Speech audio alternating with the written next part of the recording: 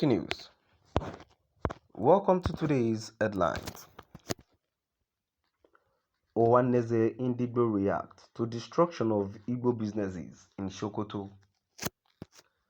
Ohanaeze Ndigbo react to destruction of Igbo businesses in Sokoto. To my dear listeners from wherever you're listening from, please stay tuned as I read today's news. The Igbo Apex Socio-Cultural Organization, Ohanaeze Ndigbo Worldwide, has reacted to the destruction of Igbo businesses by rampaging thugs in Sokoto State on Saturday.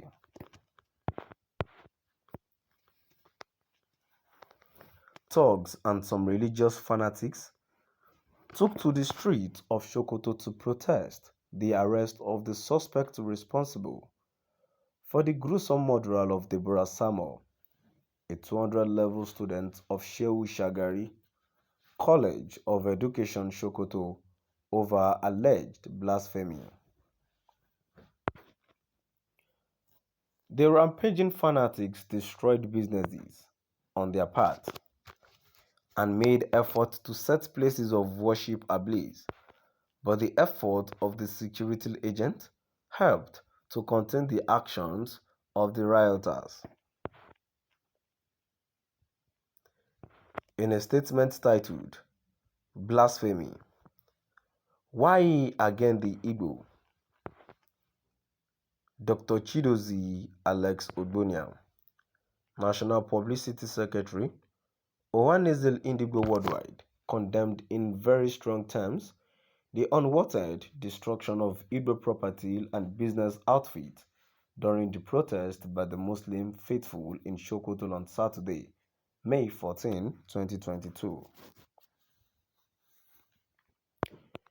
Ohanaeze wonders the nexus between the Igbo traders and Miss Deborah Samuel, an indigene of Niger State, who was alleged to have blasphemed against Prophet Muhammad, the Prophet of Islam, on Thursday, May 12, 2022, to warrant the destruction of Igbo properties. Ohanaeze watched the clip with intense curiosity. The background of the killing and burning of Miss Samuel at the Shehu Shagari College of Education, Sokoto, and could not in any way fathom any iota of Igbo connection to the incident.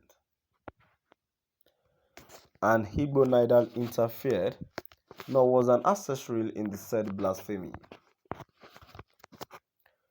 The question on every lip all over the world is, why again the Igbo? It is unfortunate that at any time there is any form of misconception or crisis in the North, it often ends with a mob that goes against the Igbo commercial and residential interest. For instance, in February 2016, there was a cartoon about Prophet Muhammad by the Danish newspaper in faraway Denmark, which generated an international uproar. The uproar took an inexplicable barbaric dimension in Maiduguri, Nigeria. Well over 50 people, identified as Christians, were killed, mostly of Igbo ethnic group, and many of their properties were either destroyed or damaged by rioting Muslims. Perhaps this is why Ambassador Professor George Obiozo, the President General of the Apex Igbo Socio-Cultural Organization, Ohanaeze Ndigbo, prophetically lamented that insecurity of Igbo people in Nigeria has reached a dangerous level of existential threat, saying Igbo are the most vulnerable and victims of violence throughout Nigeria. Ohanaeze Ndigbo believes that the core essence of religion all over the world is to enhance humanity with such values as love, peace, fellow feeling, etc., the transcendental imperative of every religion revolves around charity, kindness, humility, sincerity, tolerance, empathy, and the likes. The diversity of mankind makes it practically impossible for everybody to belong to one faith. On the other hand, if every religion embarks on cleansing of the members whose faiths are at variance, we all shall revert to the Obesian state of nature, where life is solitary, poor, nasty, brutish, and short.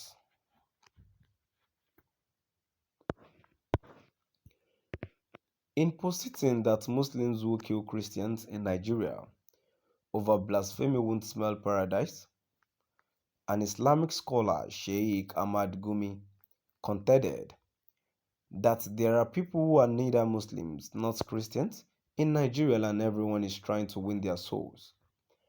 Also, there are people who are not Muslims. One, we are preaching Islam too, so that they can enter the fold of Islam and be salvaged in the year after. According to Gumi, if we now begin to kill people, they will say it is even from the leader of our faith, Prophet Muhammad, that we have learnt it. They will say their religion is a religion of bloodletting.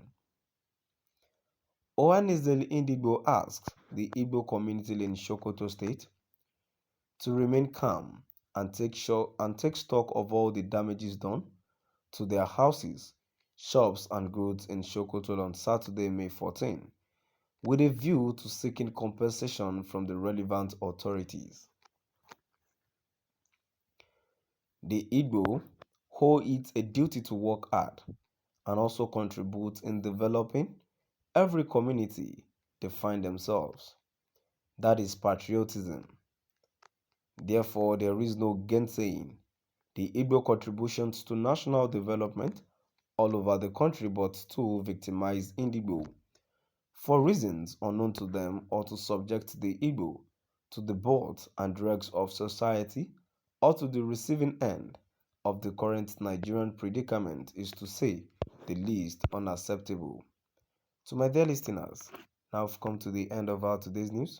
Please do drop by at the comment section and let us know what your view is all about. Thank you for staying tuned.